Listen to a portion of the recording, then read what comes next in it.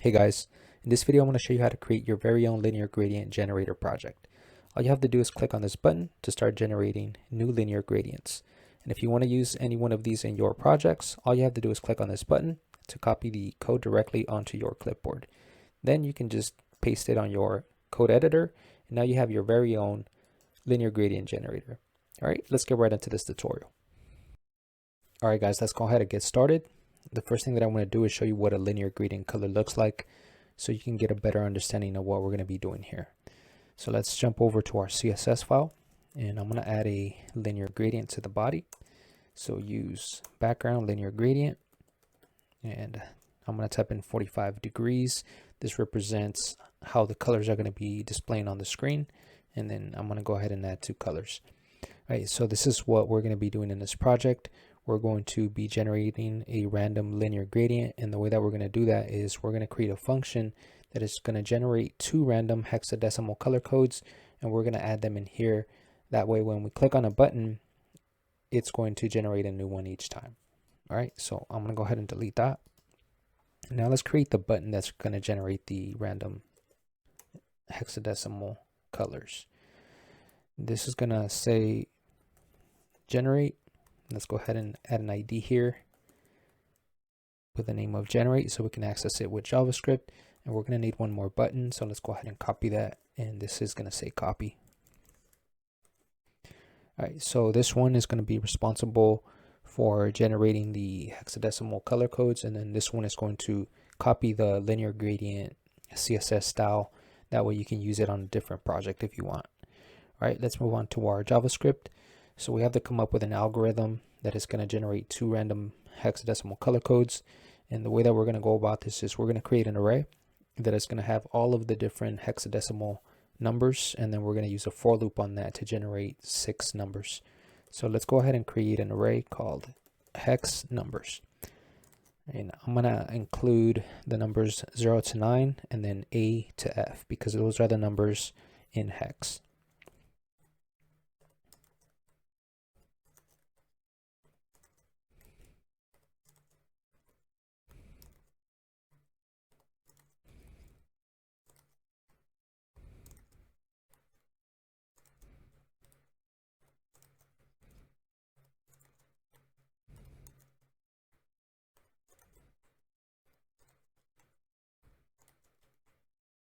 All right, now we have to create two variables where we're going to store the two random hexadecimal color codes. So the first one, I'm going to call it hex1, and I'm going to initialize that to an empty string. And the second one, I'm going to call it hex2. All right, so now we're going to create a function. Before we do though, let's add an event listener to this button. So when the user clicks it, it calls on the function that is going to generate the random numbers. All right, so let's do document, query selector, and let's add the ID, which we call generate, and then we're going to do dot add event listener, click, and we're going to add a callback in here. So this is going to call on a function called generate random hex. All right, let's go ahead and create that function now. All right, so we have a general idea of what we want to do. We want to use a for loop on this to generate 6 random numbers. But how do we go about generating 6 random numbers from this array? Well, let me show you how we're going to go about that. So I'm going to use a console log. I'm going to use math random, which is a built-in function, and we're going to multiply that by the length of the hex numbers array. All right, so what this is going to do is going to generate a random number between 0 to 15, right? So let me show you the console so you can see what it's doing. And as you can see, it's generating a random number. The only problem is that it's generating it in a decimal form, and we can't use that to access the indexes from our array. So let's go ahead and use something else called math floor. So what this is going to do, it's going to round down to the nearest whole number.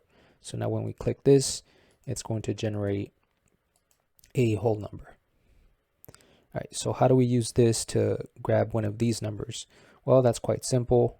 We just have to use the array hex numbers, and then the number that is being generated is going to access whatever index from in here. So now when we click this, it's going to generate a random number from the array.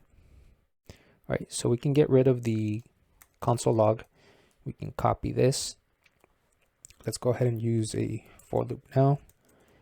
So this is going to loop 6 times. So let's add a 6 in there. And we're going to use the variable that we created on the top. We're going to do plus equals, and then we're just going to paste that algorithm that we created.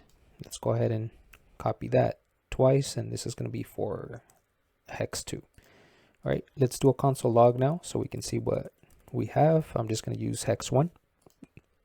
All right, and we click generate, and as you can see, we have generated a random hex code, and the reason that it's doing this is because each time that we're calling on this function, it's adding onto what we had before. So what we have to do is we have to say hex 1 equals an empty string. So this time, each time that we call on this function, it's going to delete what we had before, and it's just going to keep the new hex code. Right, so now if we click on this, you can see that it's just generating one hex code each time. All right, so now what we want to do is want to use these 2 hex codes to create a linear gradient and display it on the screen. So what we're going to do now is we're going to access our CSS file with document body style, and we know that we have to use background. We're going to set that equal to backticks, and we're going to use linear gradient. We're going to go with 45 degrees. We have to use the hashtag symbol, and this is where we're going to add our first hex code. So hex 1, now comma, hashtag, and let's add the other number here now. All right, so now when we click on this, it's going to show a random linear gradient on the background. All right, so what we want to do now is also display the linear gradient here on the screen. So let's go over to our index.html, and let's create a h1. And we're going to add background linear gradient. Let's add 45 degrees. And to display it here on the screen, we're going to use a span. We're going to give this an ID of hex 1. And for now, we're just going to add the hex code of black, which is 6 zeros. Let's add a space here, and let's add another hashtag and one more span. And this one, we're also going to give it an ID. This is going to be hex 2. And let's go ahead and add the hex code for black. And now let's go back to our JavaScript file.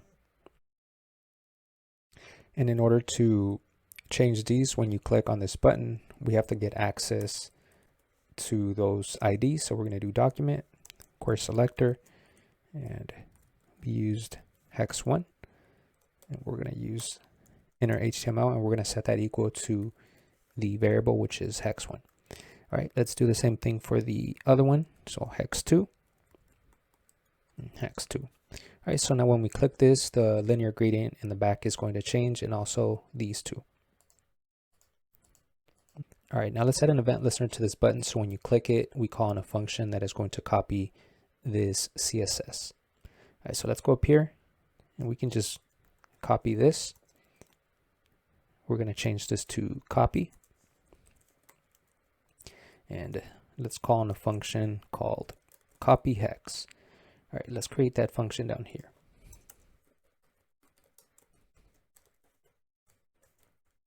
All right, so how do we go about doing this? Well, we have to create a string that we want to copy onto the clipboard when the user clicks on that button. So let's create a variable. Let's call it gradient. And this is going to include the string that we want to copy. I'm going to add backticks here. So this is what we want to copy. Linear gradient, 45 degrees, hashtag, and we're going to be adding the variables here. So hex 1, which has the current color code. Let's add one for the other variable, and then a semicolon there. All right, so now that we have that, we're going to use navigator dot clipboard write text, And in here, we're going to include the gradient that we want to copy. So now when we click on this, I'm going to open up a notepad here so you can see, and it's going to copy this. And the reason that it's doing this is because we haven't not clicked on generate, so it doesn't have anything in there yet. So in order for us to display something in there, when we first start this off, we have to include this by default. All right, so now when I click this and I try this again, it's going to have this. So if we generate and then click copy, it's going to have the updated linear gradient here. All right, cool. So we have all of the logic here. Now let's make this look a little bit better, because currently, as you can see, it doesn't look very presentable. So let's go ahead and add some CSS and make this look a lot better.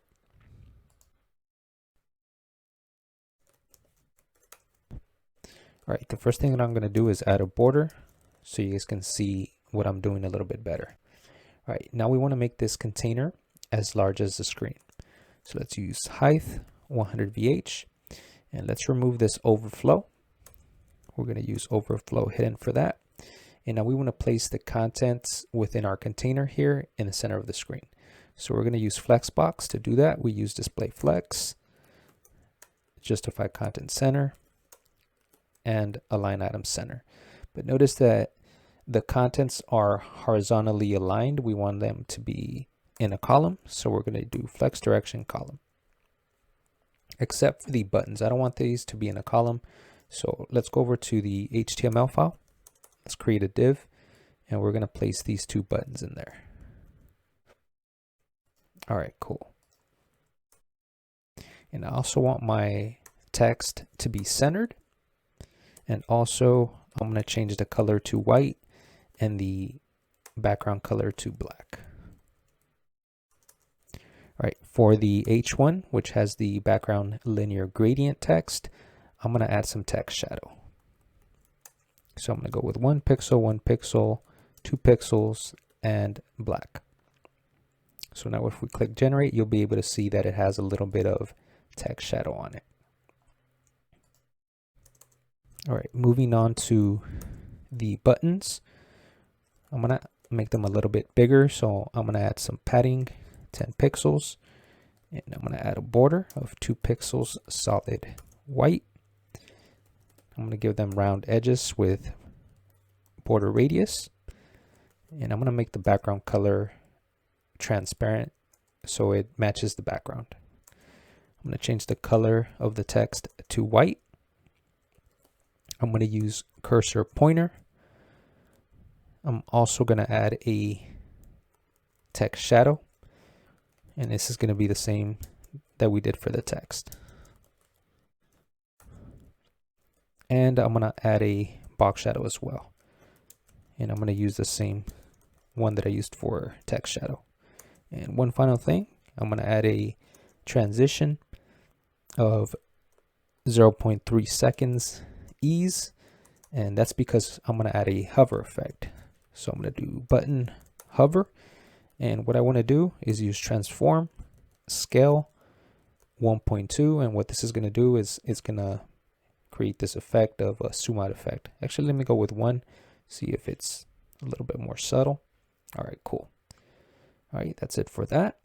All right, and that's pretty much it. Now let me remove the border here, and that's pretty much it.